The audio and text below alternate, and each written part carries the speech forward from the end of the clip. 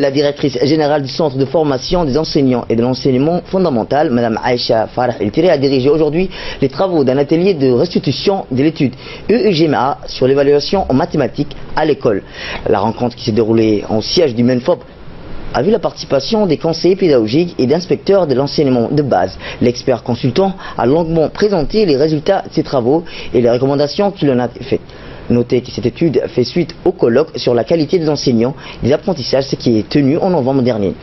Pour rappel, le MENFOP avait lancé un certain nombre d'études visant à diagnostiquer les forces et les faiblesses de notre système d'enseignement.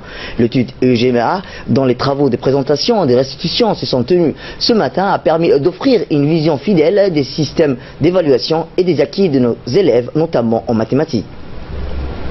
Cette étude menée dans un certain nombre de structures scolaires a porté sur les acquis des élèves, mais aussi sur les pratiques pédagogiques et des enseignements. Elle a permis de tirer les leçons opportunes à un certain nombre de recommandations.